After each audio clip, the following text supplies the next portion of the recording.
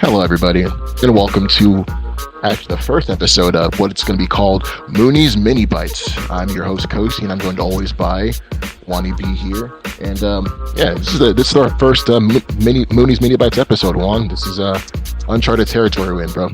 So to take the listeners through it, basically the concept is to do more focused, roughly around 30-minute episodes, either weekly Yeah, reviews of the big shows out right now, maybe sometimes sports talk, maybe just, little ideas that aren't fully deserving of their own episode, but we want to just get out and focus to you guys. So for the first episode today, we're going to discuss one of the hottest shows out right now. We're gonna review the first 2 episodes. Silo, Oh, almost. not Silo. Almost. Silo is one of my favorites too, but I think Severance is a good bit higher. No, we're here for Severance, and you're actually here to convince me because I am the ultimate skip bitch, and I have not watched a lot of Severance. Kelsey So has not watched Juan this, here is and gonna. this is the best damn TV show on TV, so the goal here is to I have seen. yes. No, I'm sorry. Go on. No, I'm sorry. Go on. No, so the goal is to both review the episode and hopefully convince Kelsey's bitch ass to start watching. Yeah, I've seen like the first four episodes of season one, and then I was like, oh, this is a great show. Let me come back to this, and then just life and just other stuff got in the way. So yeah, I've no, it's been from what I've seen, it's been great. But yeah, man, convince me and the viewers want as to why we should watch Severance. Okay. Since it has been 3 full years since the release of season My one, goodness, we'll give my a kind of goodness. quick recap and then go. Basically, the format of the episode will go with the plot of the episodes we're reviewing. In this case, we'll discuss the themes, favorite things we liked and didn't like. And then for Severance and other kind of mystery box shows in particular, we'll try to take a look at where the show is going, try to make some predictions about where it could some of the things could lead, where some of the clues could be looking at. Just try to predict some of the future of what we see on the show.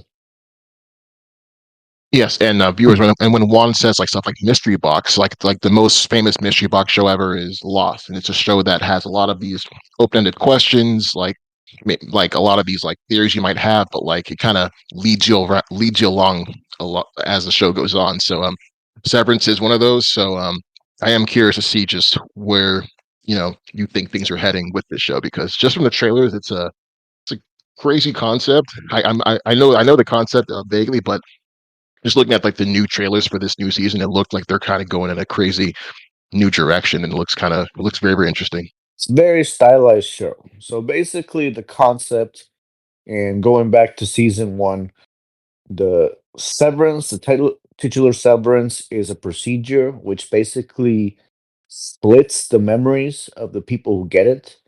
They get a brain chip implanted to them, and basically, when they go to a special floor on that building at work, their minds are not white entirely blank. They still remember how to do things.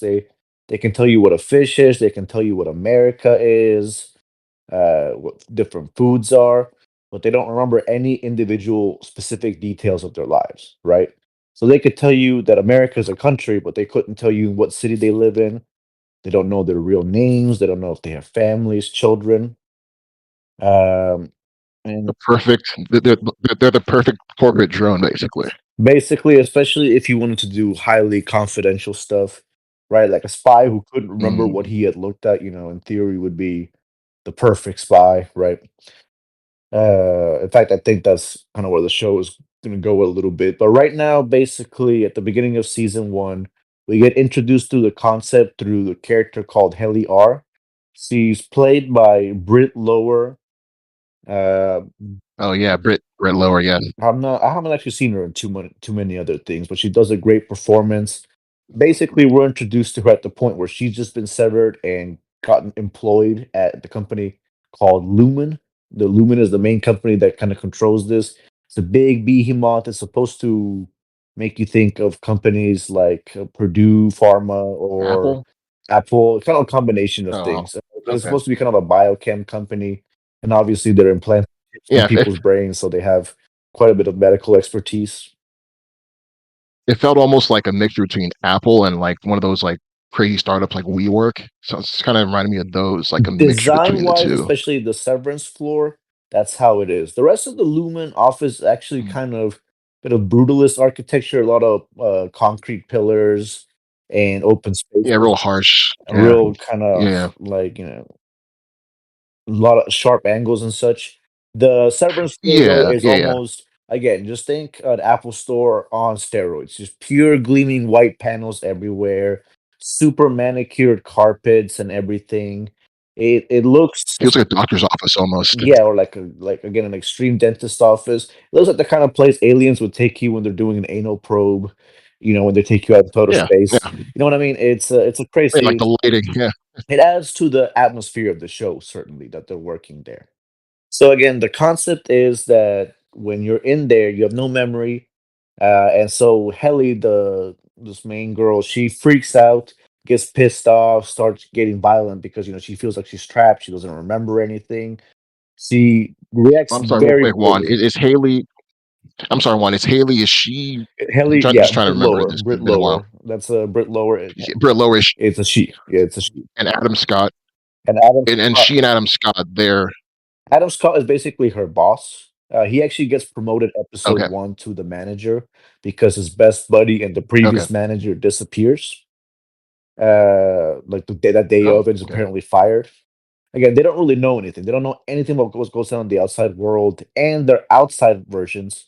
Their inside versions by the show are called innies, and their outside versions are called outies, which does sound Okay. childless, and they're kind of childish, and there's a purpose to that, which I'll go into.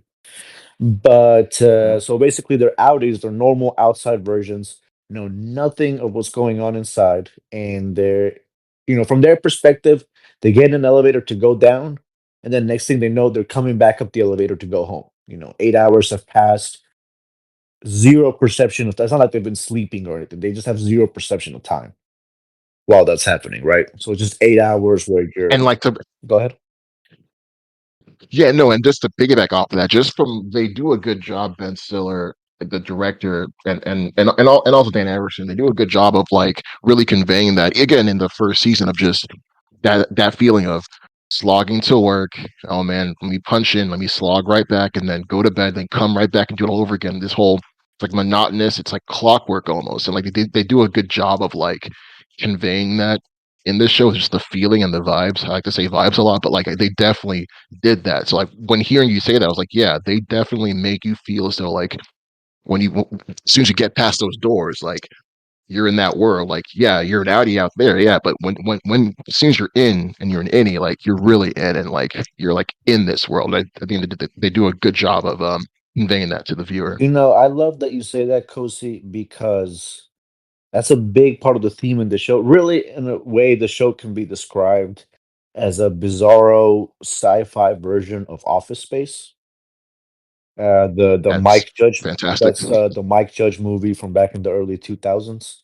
Uh, Stapler, the stapler. the there's a lot of similarities between, especially the inside corporate any culture where they're inside working vibe wise, thematically, there's a lot of similarities to the monotony, disenchantment, frustration felt by the main characters in Office Space, right? There's a little bit of a comedy Mm, too. It's not meant to be laugh out loud funny very often, more kind of quirky. But it right. really wants to get into the existential horror of the corporate drone life and the existential implications of this kind of technology where you become kind of this perfect flawless worker, but that's their any versions really, they don't feel like they're their outie versions, right? They feel like their own selves. They even have kind of their own personality Mm, almost and their own little interests and stuff, mm, and they have no life. Their entire existence is, they appear from an elevator at work fully dressed in a suit or whatever. Almost all of them wear a suit or some kind of really professional corporate clothing. They sit down at their desk where they do this mysterious job they don't really understand, that they're just told is important, right? And it seems kind of senseless. They're just kind of like rounding up numbers on a computer screen is their main job of the people we follow the most, the macro data refinement department. And that's where Adam Mm. Scott and Britt Lowers and all them work. And it really captures the essence of this kind of, they're little prizes for performing well when they're in there. They give them an eraser, like a pencil eraser, a little like Chinese finger traps, waffle parties. Actually, the waffle party is more interesting than you'd think from the sound of it. But like No. melon like parties, like the kind of stupid little corporate perks, like when you get a little coffee mug from your company and they tell you good job or some dumb little plate instead of actually paying you or Yeah. making you feel fulfilled in any way. It really tries to become a very stylized parody of that, right? Like a satire of that office culture, of the way like these innies get really excited to receive little finger traps and little perks and rewards because that's all they know. They're essentially children in a lot of ways. That's what I was talking about when they call them Yeah, and innies and outies. They're treated like children. Go ahead, Cozy. yeah, and just to reiterate that too, just going back to the performances, like again, like I think the whole face of the franchise, I'd say, is Adam Scott. Adam Yes. Scott, I knew him from, like, from Parks and Rec and Hmm. other stuff like that, and like, he's known as a comedic actor, but even watching him in Parks and Rec, which I know him a lot from, he definitely has a dramatic side, and I think just watching him again in the 4 episodes I've seen him in, he really embodies that idea of a guy who, I don't know if he like of a guy who's laser focused on this. He's committed to the company, but definitely is beginning to see some cracks in what's happening in the reality, and I think that's awesome. I think it's an awesome, like, it's an awesome angle to go in, and it's an awesome that we got somebody like Adam Scott, because again, this is something where, like, I didn't expect this out of him, and I just loved seeing him, kind of stretch this other muscle. And again, you mentioned Britt Lower, but just the whole cast, like John Turturro's in this, Yes. Christopher Walken's in this, but a guy in particular that, Sure. again, Sure. I was shocked was in this show is Zach Cherry. Zach Cherry, a lot of the viewers might not know the name, but you've seen him. He's Zach Cherry. If you saw Spider-Man: Homecoming, there's some guy with a high-pitched voice saying, "Oh, hey, Spider-Man, do a flip, Spider-Man!" Yeah, that He guy. was in So Fallout. he's in the show. He was in Fallout. Yeah, he's also in Fallout. He was in Shang-Chi. So, like, I love how Ben Stiller and them were able to assemble this cast of people you just wouldn't expect A big to be in standout these which you haven't situations. named yet. Mel Tillman. He plays Oh, yes, yes, Mr. I've seen him Milkshake. before. Most people on the internet call him Mhm. Mr. Milkshake. He's basically their direct supervisor, and he's one of the few non-severed people, like basically real people that are working down there, along with Patricia Arquette as Mm. Miss Cobell. And it's Oh, wow. he does an incredible job of doing this kind of fake port light corporate smile and corporate like do good or happy kind of HR attitude mixed with Yeah, I hated that stuff. an incredible menace behind it. Right? He has an incredible ability to smile, this legitimate smile that tells the characters, don't fuck up or else I'll stop smiling. Yeah, it's like, "Hey, man, get it done. Hey, man, get it done, or I'll kill you." Yeah. Is that He's kind of not like, kidding. It's like, hey, I think they say something along the lines of that in the first season where it's like, no, you wanted yeah, to they see did, him yeah. nice and smiling because you really don't want to see him when he stops. You really It's don't like want getting to on his see when angry that side, yeah. smile drops, right? So again, it's very early on implicated that they're being abused, basically. And it's shown. It's And I shown in I think season one. And I think that also speaks to, again, corporate. Like, when they love you, they love you. They'll bring you in, but when they lay the hammer down and have to get rid of you, or anything like that, they waste no time showing you that side as well. Again, like, they do a lot of, like, conveying and showing in this show, like, through characters and writing and dialogue and whatnot. And I just, again, I appreciate this show for that. So yeah, it's been great. Yeah, It's been great. so continuing on to some of the recap, basically we get insight into the inner workings of the company. We find out the Lumen is owned and basically, especially on the innie floor, but even on the outside, they essentially worship the founder of the company, a man named Keir Egan. All the CEOs and all the important people have been his family members. They have actual like wax statues and a whole floor dedicated to like the Egan name and history.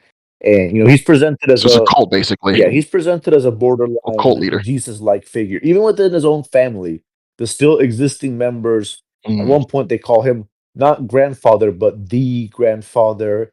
They when he's shown in videos and stuff, is often literally flying through the sky, kind of encouraging Jesus-like figure multiple times. It's just revered to an mm. incredible extent. Right. So they're even like they're like reinforcing like the fact to their employees like, hey, this guy is God essentially, and like John don't you Turturro's forget it. character and Christopher Walken does actually how they bond because they actually kind of fully buy into it. And so that's their purpose. They don't care about the little perks and stuff. It's like, oh, we're here to serve Kier. We're here to serve Lumen. This is like the glorious Mm, purpose for which we have, which we, again, all they do is work. They don't actually have a clock out period where they nap or anything. At the end of the day, they finish at their desk, they clock out, they go into an elevator, and the literal next instant, they're just coming back down the elevator to work, right? If they have a that's sick so day or scary. something, they don't. They just, they don't have a sick day. They don't feel it. They just realize the day after that they didn't come into work the next day, right? They have no knowledge So of like they have why. a personal life. They have zero personal life. So, They have zero anything. They're okay, being watched constantly. They're treated entirely as children, right? It's impossible to escape. That's why their names, all their names, they kind of like instead like Helly R's name is supposed to be Helena. They don't give them their last name. Like Adam Scott's character is called Mark S. Uh, Zach Cherry's character is called Dylan G. Right? John Turturro's character mm. is called Irv B. Like it's kind of like these kind of, the kind of nicknames you'd see, like, kind of Kind of like in elementary school. Like if yeah, you write on like your name tag, like you don't want to kids can write their full last name, so they write like their first name and yeah. whatever the first letter of the But last name then, is. Okay, the bosses, the ones who aren't severed, it's Mr. Milchek and Miss Cobell, right? They got proper names, kinda like a teacher would, right? Like, imagine yeah, the just like last time school. you actually Yeah, called your boss, it might be your boss or something, but usually, it's a professional environment, you're gonna call 'em by first name once you get it's Mister. yeah, Yeah, or once or Mrs. just Yeah, sir, obviously, and stuff, but not like not in this way where you're a child, right? You're just kinda childlike, ignorant figure, you have no idea what's going on. You're being given basically little useless toys. I mean, the pencil erasers they get, they don't even have pencils. Like, they go out of their way to show you how silly this is, right? They don't even put well, the it's meant it sounds like, like it's meant to just like keep them sedated, or like keep them like in that state. Really, that's what exactly, it sounds like. exactly, and, they have other things, like, they have a break room. Okay, a corporate break room usually means, "Oh, hey, nice spot for a break, you go relax." Here, the meaning is more like the room where they break you. It's basically a situation where you have to go into this dark Oh, room with a bright light shined in your face and literally for hours just repeat, like, some long "I'm sorry" phrase where it's like, "I'm sorry, sorry is all that I am and all that I can be, all I can," like some cult kinda shit where like, "Oh, hey, you fucked up." And then the Mr. Milkshake just says repeatedly, "I'm afraid you didn't mean it." And, they'll say it hundreds of times, right, for hours and hours at a time. yeah, that's it. They have It's a a literal break room. they have a wellness room that's kind of almost seems like a parody of, like massage parlors with the nice music and the soothing little trees and stuff and the bonsai trees. And they have a character there who tells them like nice things about their Audi supposedly. Like they tell them, oh, your Audi is a generous person who is liked by all. But if you have one particular fact or one particular thing you react to more or are happier about, you get punished. She says, "Oh, you lost 10 points. If you lose 100 points, the session will be over." Like, so now they're nervous and they don't want to react and they're scared. It's all, even the things that are supposedly meant to be rewards are kind of meant to scare them into compliance, scare them into not Yeah, it's meant to doing control. things. Yeah. Again, it's all a bizarro satire of actual corporate stuff, right? The corporate people will have a wellness room where they can go in there, supposedly listen to music and relax. But if you're stressed out and tortured and stuff at your job, going into some small, pretty room with lights isn't gonna make you feel all that much better, right? It's like a bandage for the way they're treating you overall, right? It's meant to parody the way corporate culture, gives you these little perks and these little things to keep you happy and kind of keep you in compliance, keep you not asking too many questions. So yeah, Yeah, it kind of sounds like how it kind of sounds like how the way corporate people would almost like kind of wish they could treat employees, or how they wish the employees would act. Like, exactly. everybody wants Exactly. someone that can follow orders. Nobody really wants someone that can, like, think for themselves, or think, because the corporation has done all the thinking for you. You just go and execute. So, Exactly. like, I understand. It's kind of crazy how, like, it's very topical too, especially now today, like how corporations are, and people are kind of getting fed up with how Also, corporations kind are of run. parodies So, the way a lot of work today feels meaningless and empty. Like you're just moving numbers oh around yeah, on a spreadsheet or doing stuff, going through the but motions. that doesn't Yeah. really add any actual value to the world. You're just, I don't know, you're just moving numbers so that other people can make more money, but it doesn't seem to add any actual benefit to anybody but the people making money. It's not engaging You know or, what's kind of like, yeah, yeah. go ahead. You know what I kind of find inherently kind of like off-putting about Mr. Milkshake? It's like you said he's neither an innie or an outie. He's just a guy who just hasn't been severed, right? Yes, correct. So he has his memories. Yeah, like, yeah. So, right. So, like, again, the corporate's able to, like, employ people who can, follow the orders and enforce them. This guy has the luxury of being able to, I'm guessing, go home to his life, but he's able to Exactly. come back and enforce that, and be like, I'm sorry, what'd you say? No, that's exactly right. You're exactly correct. They Yeah, actually, it's a yeah, it's kind of scary. repeated point of conflict in the show where they actually attack him multiple times because essentially because he's kind of toying with them. They get kind of glimpses of the horrors. Like, for instance, at one point, what do you call it? John Turturro and Christopher Walken kind of establish a gay relationship. They kind of fall in love with each other, which they're not Mhm, supposed to do, but over the course of the season, they do that. And then at the end, where they mhm. find out they're kind of teaming up, where the different departments, because they're not supposed to team up. They're not even supposed to know where each other department are. So you're only Oh, they keep it compartmentalized. yeah. That's crazy. So only these people only see four people, each other, four other people every day, and then the boss. That's pretty much their entire world, right?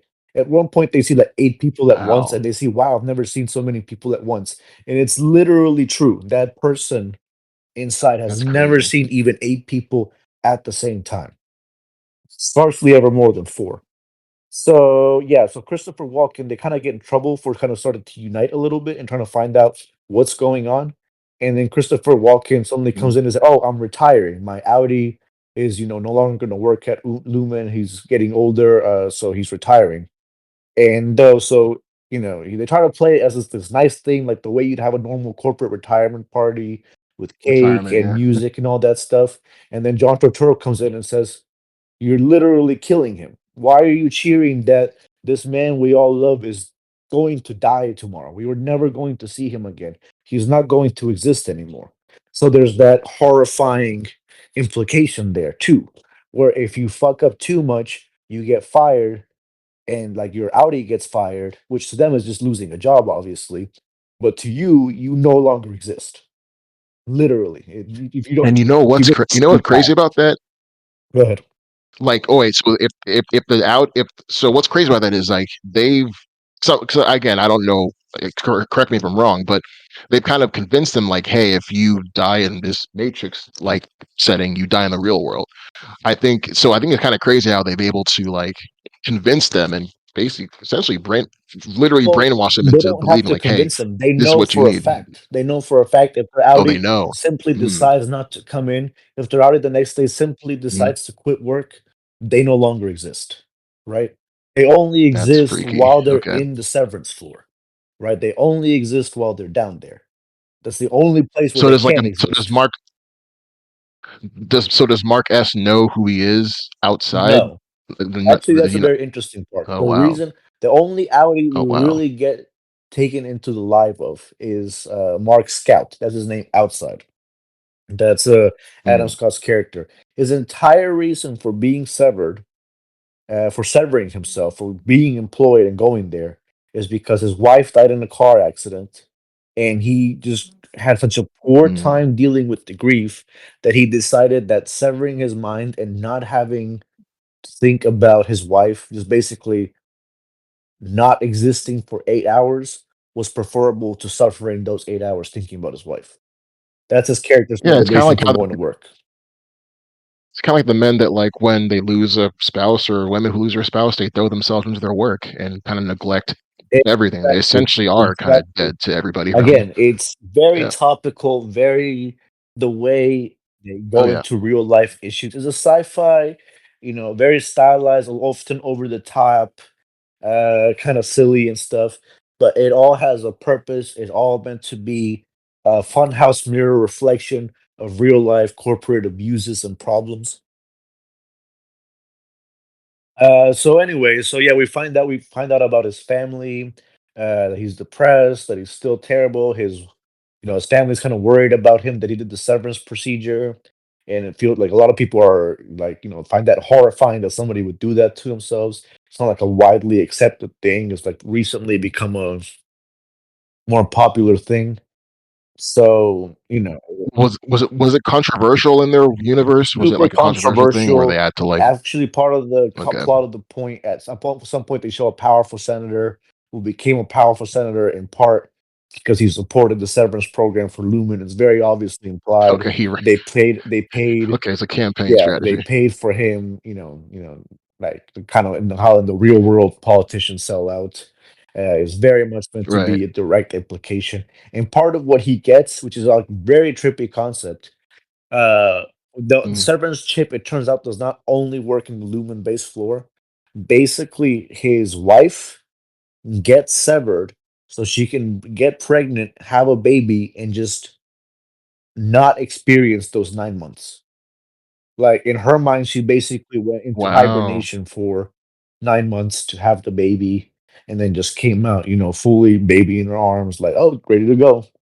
Right. So her And you hear about a lot of these like hardworking corporate women that, they get pregnant and unfortunately they have to take that leave and she's a they senator's see wife, the so they she's see not the like, mature obviously it's not quite the same thing, but okay, yeah, right.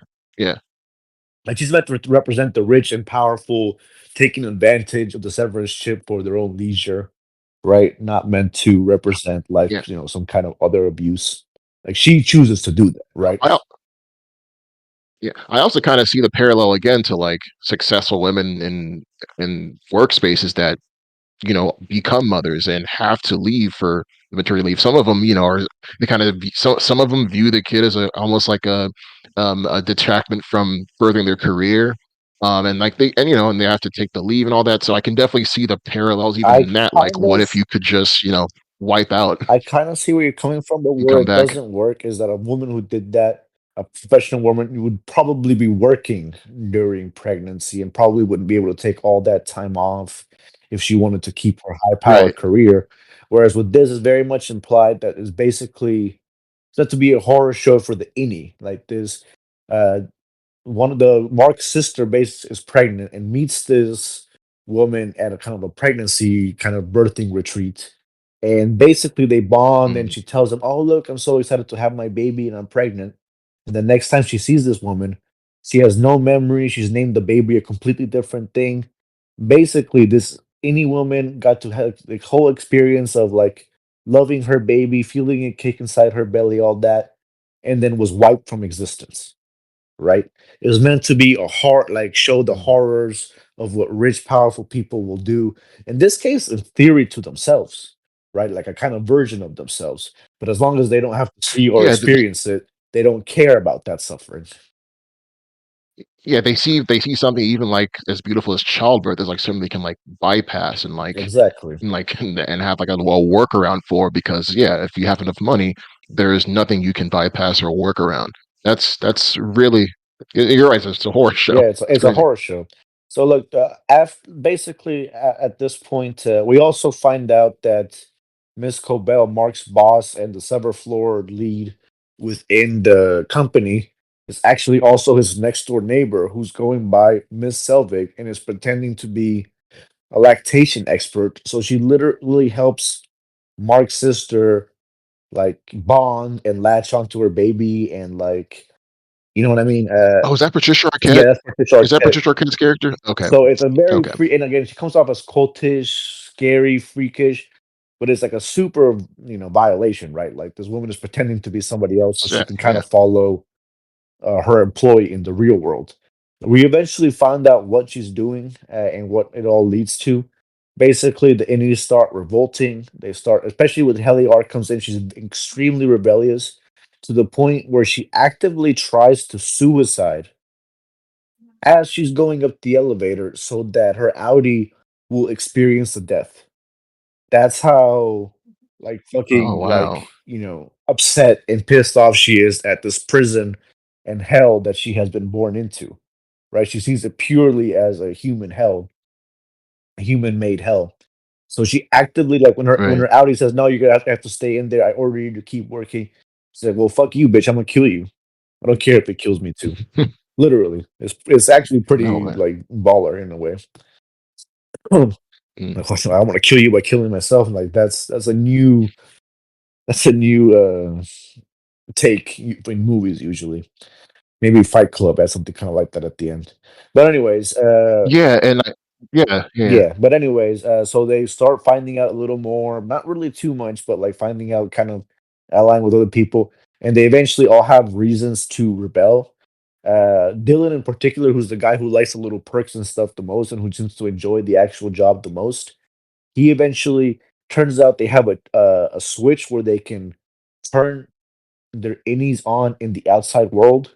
Like supposedly we've been told that they only Oh, work that wow. the switch only happened in that severance floor, but they secretly had an ability to turn them on in the outside world anywhere. So they can be, their normal innie cells, but on the outside. So Dylan has that for a Mhm. brief moment with Mr. Milkshake, and he finds out he has a son in like this 2 minute thing. It's actually a very funny scene where Oh. Mr. Milkshake tells the son to count to 1,000 and like play hide and seek and not come into the closet for a few minutes. And then obviously he's like a Mhm. 4-year-old kid, so like like 500 in, he gets bored and just runs into the closet and says, "Daddy, Yeah. daddy," hugging his daddy. He just wants attention and love, isn't really thinking about all this stuff. And Mr. Milkshake actually says, "We had an agreement that you were gonna count to 1,000 and that you weren't gonna come in this room. You broke that agreement." Like he's talking about a corporate employee. Like he's so used to That is, yeah, just in his house, like, they're bossing not even in people the around. building no Yeah, more. just bossing people around, seeing Yeah. people as just corporate drones that he can't help but be upset that this little kid did flawlessly follow his ridiculous orders. So yeah, so it's a very funny scene actually. Wait, so Dylan gets pissed off, Irving gets pissed off because John Turturro because what do you call it? Christopher Walken's leaving. So they actually Mhm. abuse the system, the same system that let Dylan go and experience seeing his son and stuff.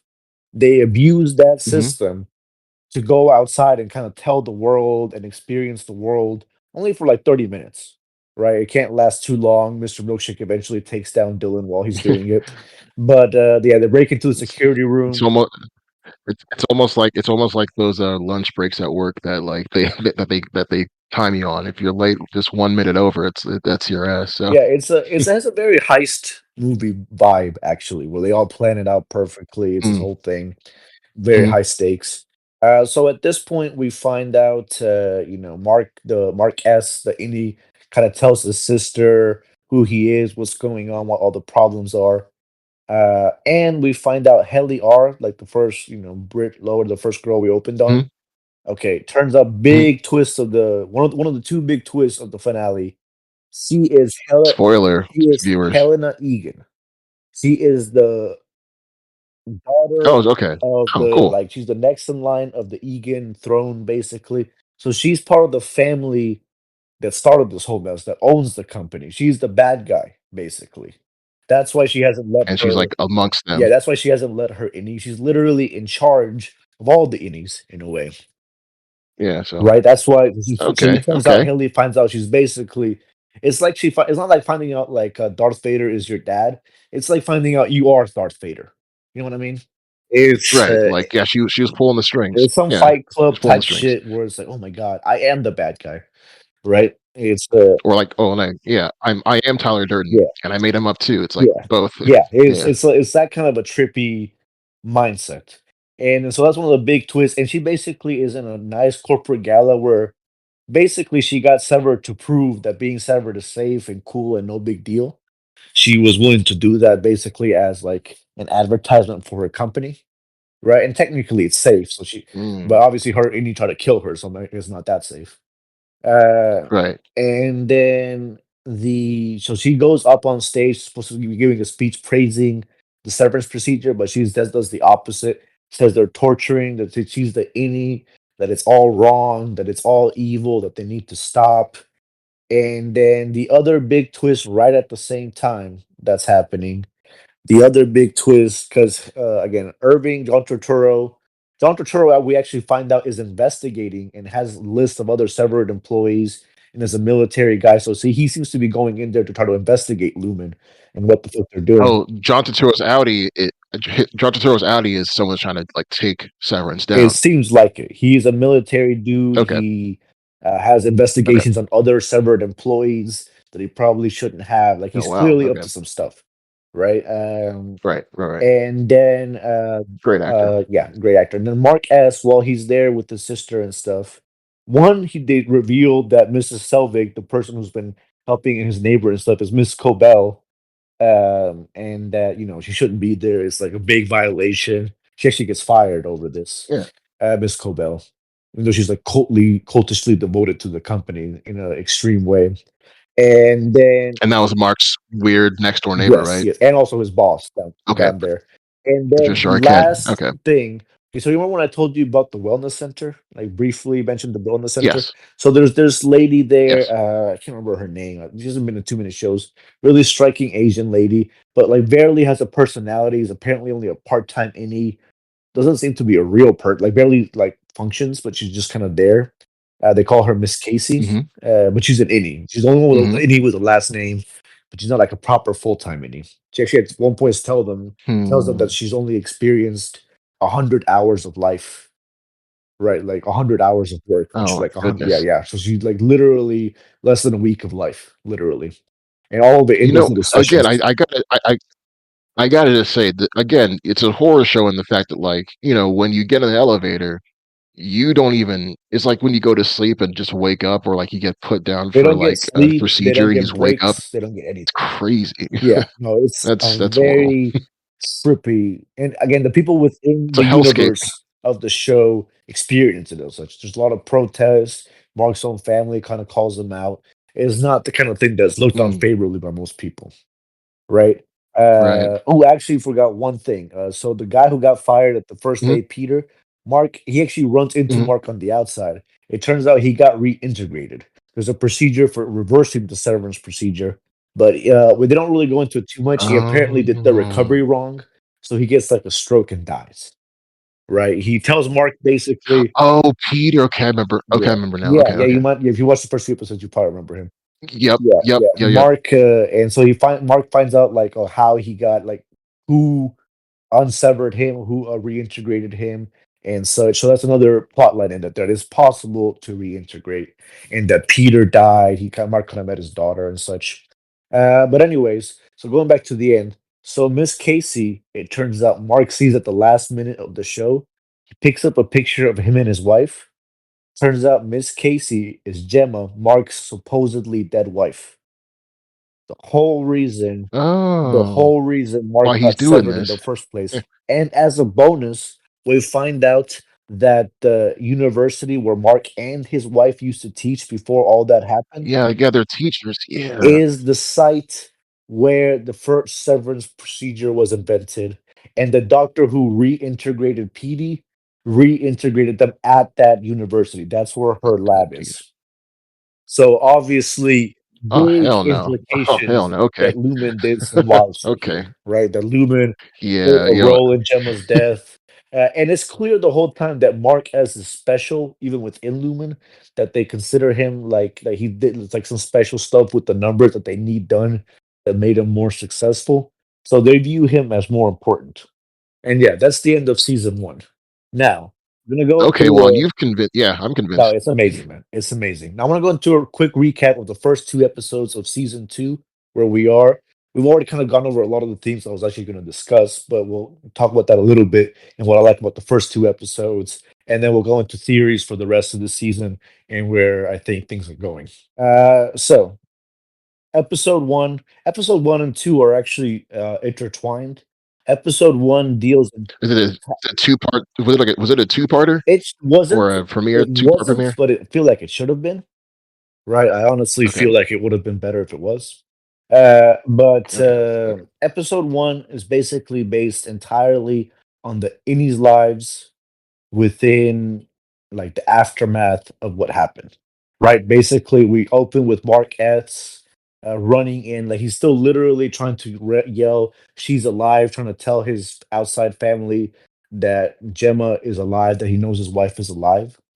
Right, and Oh, it then picks up like right where season one yeah, ended. like the second. Well, I mean, we don't Oh know man, okay. actually, at least for him, at least for the innie, right? Because the innie, once he got turned off, the next moment of existence he would experience would be when he came down the elevator. Does that make sense? So do you think they turned him off when he found the picture? Is that what you're trying to say? That I mean, they or did. Oh, like remember, he had a. They were doing that switch to turn him on the outside. So they got rid okay. of they turned that off after like the 30-minute allotment that they managed to get away with. And then so again, the next time he's waking up, he's just waking up in the office, right? He doesn't know what's happened. Do they know that he knows? Yeah, he Do they know obviously he knows. knows from Yeah. the picture? Yeah, he knows. No, but Oh, do they know he Lumen, knows? they're not sure. I don't think Yeah. they're sure, but they know he was there. They know he was at his house, Ooh, right? okay. Miss Selvig slash Cobell was there, right? So that's how they found out that the innies were doing this. So basically, he comes in, he gets told by Mr. Milkshake that there's been big reforms that the Audi, like their ex their trip outside was basically a big success, that Lumen is taking their needs seriously, that there's going to be big reforms. He shows them this newspaper with like their picture in it to, prove that like changes are being made. Of course, if you're sharp-eyed and pause the screen, you'll notice it's a clearly photoshopped image from season one on top of an old presidential car. It's like called the Kier newspaper. It's very obvious it's a lie. He tells Mark it's been 5 months. We again don't know if that's true or not. There's some signs that there's not, because like Mr. Milchick is now in charge of the severed floor. Miss Cobell got fired, and he is basically his office is still saying welcome Miss Cobell. Like there's signs that it hasn't really been anywhere near as long as he's telling Marquez. But we don't know. We don't know if it's the next day. We don't know if Mhm. it's a month. Mr. Milchick tells us it was 5 months. It's clearly not 5 months. So anyway, Mark goes on Wait, to I'm back. sorry. Before you go, I'm sorry. Before Mark, does Mark believe Mr. Milkshake? It's kind of unknown. He seems to. He seems to, but not really. Right? But Hmm. he at least acts like he does. Okay, He at okay. He's least playing along. acts like he does. He's But playing he along. acts. But he does. When he gets to his office, he sees three brand new people. Mhm. Most famous of which is Alia Shakwat, Oh, maybe lady Funke. from Maybe Arrested Funke. Development. Yeah, Yeah. yeah. Yes. Yes. So she is the most famous one we see. We see two other people, I like including this her. one Italian guy who literally doesn't speak English. He just speaks Italian the whole time. It's kind of funny, Mm, like a foreign exchange worker. mm, So you have three new people, and Mark is told that the other workers didn't want to come in, that he was the only one that had wanted to like beg to come back in, and that's why he was here, right? Oh, And okay. but it seems to be heavily implied at this point that they really want Mark. That the other people, it's nice to have, but they really need Mark They're just specifically there, collateral. right? Okay, okay. Yeah, and then yeah, the other people, like, they need four people, but they want Mark specifically. Smart So, special. Okay. yeah, Mark. We also get introduced. So in season one, Miss Cobell was the leader, and then Mr. Milchick was like her second in command. Mhm. So now Mr. Milchick is the leader, and his second in command is a little girl, like a 10-year-old girl named Miss Huang. Okay. And we don't know anything about her. The only thing she says is that she's a crossing guard. When somebody asks her why she's a child, her response is because of the day I was born, right? Like as a joke, right? She like kind of like watches over them and leads them in Smart team kid. building exercises and stuff. Mhm. But she behaves kind of robotic a lot of the time. Only time we see her actually being a kid, at one point when Mr. Milchick closes his office, she kind of plays with this little weird, those little bubble like water games you played Yeah. with as a kid in your hand, where you like spin bubbles to make things Yeah. blow into little pins and stuff. Yeah, that kind of stuff. So it's like her only childlike moment of the whole show. That's kinda and that's actually kind of upsetting because again, we live in a world post child labor law, so again, this corporation has no qualms about, putting Well, young it's children. actually that's one of the things is at least possible from her position that she's like important person's family member or something else is going on because again she's in charge of this place Right. in a way that does not seem like a lost little kid. She's an interesting character to watch. Yeah. Lots of theories abound about what's going on with her. One of Mm, the most curious characters. She also says at one point that she was a crossing guard before coming in here, which some people on the internet have taken as a sign kind of hey, it's a crossing guard, so maybe that has something to do with the car accident with Mark's perhaps. wife. Perhaps. That might be a stretch. That might be a stretch, but I do think the crossing guard part is going to be relevant going forward. Right. Anyways, Mark instantly rebels and gets pissed off and manages to actually talk to the board of the company, at least get a message out to them. Says, no, I'm not coming back. I'm not doing work. I'm not doing anything unless you bring me my old team. At which point, the next day when he comes in, which we have a weird transition. Usually we see a smooth elevator transition in and out of the building between when they go into an Audi and an Indy. We Mhm. have this kind of like it's a split second dark frame that looks like a scary dark frame scene from season one where they were taking Miss Casey when she wasn't working. Mhm. So again, kind of an implication there, maybe something kind of weird happened there. And then the next day he comes in and he's with his four employees. They are also reacting just like they're coming off the second where we last saw them on TV, like on when they were out doing stuff in the world. Mhm. One thing I forgot to mention at the end is that Helly and Mark kind of became a little bit of a thing. They kissed at the end of season one, Mhm. but then at the beginning of season two, Heliar is immediately a lot more cautious, a lot more withdrawn, doesn't really hug Mark, and just Yeah. seems like rattled, She got too deep. probably because of Yeah, she caught what she feelings. saw outside.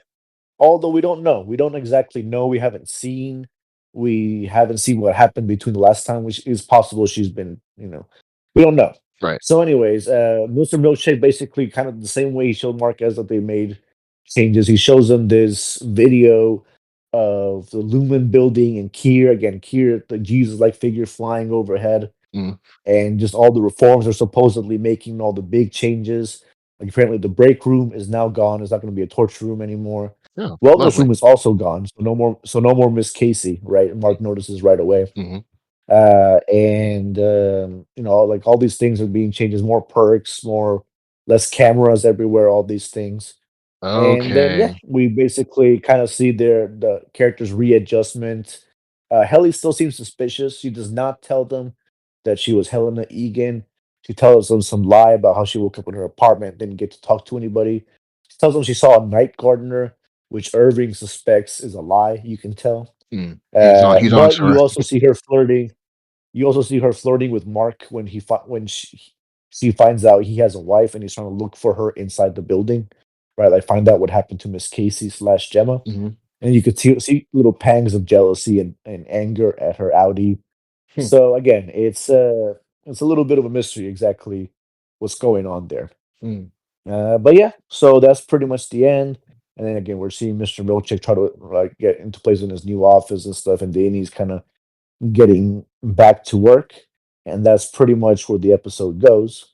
And then episode two is the mirror episode where we see everything that happened on the outside while these events were occurring, Oh, that's right? cool. So obviously, it's a major fallout. Lumen happens to get ahead of Helena's big or Heliar's big fuck up, telling everybody that several people are tortured. Basically, they say that took had too much alcohol and a non-lumen medication, right? Had to get the good Non-lumen. advertising Yeah, out there. make sure. Yeah, non-lumen medication, yeah, they make very sure they get rid of all the actual video. They managed to secure all the tapes. Scrub the So file. basically, they kind of do a PR blitz to kind of tamp it down, and then they go into each of the Audis who escaped. The two, Irving and Dylan, they're both fired, right? They're just both fired on Oh, the spot for fucking up. And then Helena Egan obviously has no interest in going back down there. right. So that's why we have three new workers at the beginning of the first episode, Mm, right? That's where that's established. We actually see some of them walking in at one point into the office. But anyways, so Helena's trying to like piece together, come up with a plan, and then so they start investigating Mark to find out how much he knew, what he said to his family, all this stuff. Mr. Milkshake goes to Mark's house. He's the only one they don't fire. They desperately try to win him over, tell him to come back. At one point, Mr. Milkshake actually tells them openly, he's like, "Hey, what your Audi did was very bad and very stupid, but also very brave. So don't quit and punish your Audi with non-existence." Like literally telling him, "It's like, hey, you're killing this guy inside if you do this." oh, okay. He's trying Explicitly, to play to that. explicitly. Okay, but he's a company guy, Mister. Okay, Yeah, Mr. Milchick. But it's still a wild thing to hear. it is very much so. It's Okay. yeah, it's like getting deep into the philosophical, and he just says it so like as a way to persuade him. Mm, So Mark's not really convinced. They actually don't know. They heard Mark S say she's alive, but they don't know if he was talking about his wife. He was holding his wife picture, so his sister kind of thinks he was talking about his wife, mhm. but her sister's husband thinks he was just talking about the baby or something else, right? That doesn't. They're just kind of in denial a Yeah, little bit, but you the left that sister's out. suspicious. Hmm.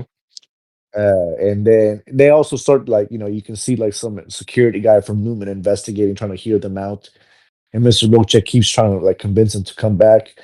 And then at some point, I think Mark does to kind of investigate and find out what's happening, and just out of curiosity and all that, he decides to come back. Right Right. at that point, next thing you know, we don't see him go in. Obviously, we just you see him go in the elevator and just come immediately back out.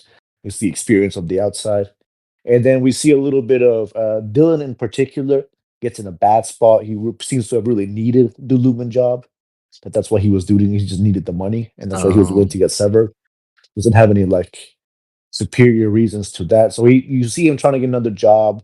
We see people who'd be prejudiced against him and hateful to him because he was a severed employee, and he's like scared. He doesn't know what he's going to do with his wife. He's stressed out, and then suddenly they're all offered their jobs back. Right? We know obviously it's because Mark forced them to, but they don't Uh, know that. They just Mr. Milchick just comes back and just offers them all their jobs oh, again. so Mr. Milkshake just comes in and just tells him, "Hey, it's all good now. You guys can just come back and work for us now." Yeah, basically offers them their jobs again, and No. they keep a nice little like fruit basket with a pineapple to all of them. It's pretty funny. Um. Anyways, yeah. So they all decide to come back. Even Helena just goes Oh. back in as her innie. She doesn't do any like like weird tricks. She just goes back in. Right. So I Oh. think we don't quite see. We're not 100% sure. It could be a twist later on, but it's meant to imply that the first time we see Helly down there is the first time She's been. she's been out, and that s- the reason she Yeah. didn't tell anybody what's going on is because she's embarrassed or frightened or Yeah. just doesn't want to admit Yeah. She's in on that it. She doesn't she's an want to tell Egan them. and that she's the Yeah. reason. Yeah. That's a big deal. It's a big deal to reveal. Yeah. So yeah, no, that's pretty much where we are. We just see a little more scenes. We see like the last bit of Miss Selbig before she drives away in her car. She runs into Mark and kind of laughs at him for not quitting because she's quitting. Mm, They kind of offer her job back too, but then she decides not to take it. Or at least a similar job, not the same job. mm. And then yeah, that's kind of where we are. Where they're obviously both Marks are trying to investigate kind of what happened. Everybody's gone back to the severed world, the severed. We've reestablished kind of the status quo from season one a little bit. Although obviously the characters aren't going to be happy to just sit Yeah. there and Just. take it. Yeah. Uh, and then the one big hint about what's going on in the season.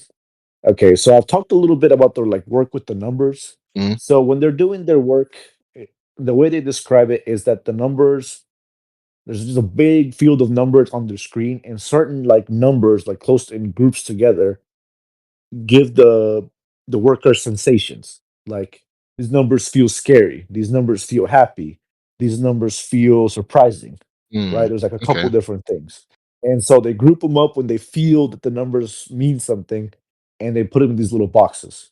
So at the end, when Mark's innie is going back to work and he's looking at his screen, you see him focus on the screen, and then we have a split screen where we see like a kind of sci-fi looking bio screen for Mark's wife, where we see some of the same numbers and some of the same things he's filling in at his computer screen are the ones that are going into her, Oh, file, right? Her bio screen, right? right, right. It's yet to be a strong implication that whatever Mark is doing, it has something to do with the wife, and that the fact that almost like maybe he's recreating her memories or creating a personality Or put her in or a bring body it or back something. to life. But Yeah, he is not doing that. Lumen is y having him do that. yeah, Right? Lumen actually has several experiments in season one where they put him and his wife together to make sure they don't really remember each other, that yeah. they're any selves and all that. So again, lends a air of mystery. Yeah, so why Lumen's so Going invested. into Yeah. some of the other mysteries and things. We big reveal in season one, not really a reveal, but big hint was that Petey had drawn a map of Lumen, like the inside of Lumen after he had gotten reintegrated. And one of the big like rooms inside the building was a room that Petey had labeled mind, right? Like, the brain. Right. And again, it goes to what we're looking at with the kind of the building, like maybe I don't know, they're putting some memories into the building. Right, We don't implanting, really yeah. know. Nobody really knows what's going on. One of the other departments is just making like these flashcards and these weird, they're called optical department, so they're just making visual stuff. It's the kind of stuff that doesn't really make sense to anything.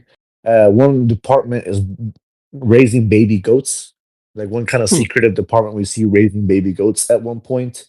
It's not really meant to make any sense so far. Actually, one of my potential theories is that something about the chip or something about the floor, like some of the visuals they see, the severed innie see, are not what an actual person would see in the same scenario. Does that make They sense? they're able to control what you see as a I'm not 100% sure. Like, there's nothing that's quite implied that. right. I might be reading too much into it, No, I but see what you just the mean. fact that they see these random numbers and randomly scroll around them and they get a sensation, or like, oh, these numbers feel scary. Like that seems odd, you know what I Yeah. mean? And they're telling them like, "Oh, you have a special intuition that allows you to see these numbers." And Mark, in particular, is supposed to be like the best at this particular intuition that allows him to see these numbers. So again, you have the hints of okay, so maybe they killed him or killed his wife to kind of try to get him to work To work there for so them, they yep. could study him Yeah. because they thought something special about him. Maybe something about the fact that his dead wife, like his feelings for his dead wife, make it easier for him to see the numbers, right? There's these kinds of implications that there's something shady and Yeah, there's mysterious going on yeah. there. From the cult-like behavior of the Egans as well, especially their cult-like admiration, not just of whoever's in charge, but the original Kier, right? It's not just all the Egans, it's Kier especially. Mhm. There's maybe a hint that they're trying to recreate or rebirth him, that they're trying to make him immortal in some sense. There's obviously also we don't know what Lumen really does. We kind of find out there's some kind of biotech company, but we don't entirely find out how they become so powerful and big and strong. Um, Yeah, just more mystery as to, yeah, like, that so as to what they're doing. Yeah. yeah, there's some implication that, I mentioned it earlier, that the severance chips, like the rich senator's wife that got severed just for her own convenience and stuff. Again, what else could it be? Like, could they sever somebody and turn him into an assassin? Could they sever someone and do corporate espionage? You know what I mean? They don't haven't gotten that far into severed people on the outside and what that means. So there's just a lot of mysteries left. I think it's a tremendous show. the acting performances, the themes, again, the strong themes of this kind of corporate hellhole that's presented in such a nice way. Tremendous show. Highly recommend it. My favorite show going right now, 10 out of 10. Really, the only criticism is that the first two episodes I feel like should have been released together.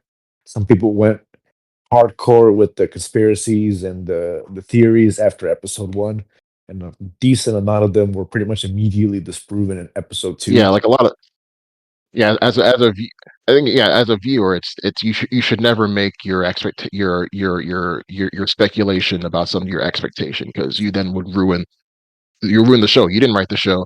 Yeah, it's cool to speculate. It's cool to have like cool theories, but once the show begins, you should be able to leave all that at the door and enjoy the show for what it is, and then judge it based on that merit. But yeah, yeah. But you know, it happens with fandom a lot. It's what it For is. sure. For sure. No, I agree. But it's the kind of show that encourages that, though. I will say it is the kind of show that encourages heavy speculation, heavy thinking about what its themes mean, and it's the kind of show where you try to picture yourself. Oh, would I sever Yeah, like what myself? would I do? Right? Yeah, What would the world look like if I was in it? It's the kind of thing where that seems kind of cool sometimes, right? Like we've all had times where it's like, oh, you mean I can just go to work and I just next thing you know I'm just home? That sounds awesome, yeah, right? And that doesn't sound that bad, yeah. from the Audi's perspective. So again, it just makes you, it's the kind of show that makes you think, makes you play into those themes. Wonderful show, I'm definitely wonderful I'm definitely cast. convinced. Really excited to see. Go watch it, man. Yeah, It's the best show on television. No, it's no, and only real downside is that it's been 3 seasons since season one, and hopefully they're already filming season three. Hopefully it's closer. I can't see them going more than 4 seasons. Frankly, it's the kind of story that mm, benefits from being wrapped up, in a fairly brisk right. fashion. And it sounds like they're headed towards like where they want to go. And no, knowing Ben Stiller and Erickson, the showrunner, like I know they have a definite plan. Like I know Ben Stiller, he read this whole screenplay like 5 years ago, and like and and to see where it is now, where it's like the biggest show on Apple TV, a show that I need to now go sit down and watch because yeah, it's the biggest show in going right now, and I do not want to be left out of just any of the discussion about this. But Juan, this is you really laid it out, and not just for me, but also for like the viewers, like as to like what this show is, what to expect, and yeah, I'm definitely excited for this season two, even though I got to finish watching season one now, so I have to go back and finish all that. But no, this sounds awesome, man. Yeah. Thank you. So yeah, quick little apology to the viewers. We were hoping to get a quick episode out, but I think Kosei got really excited discussing the themes and ideas Oh behind yeah, the show. I think we both did. yeah, yeah, Good discussion overall, brother.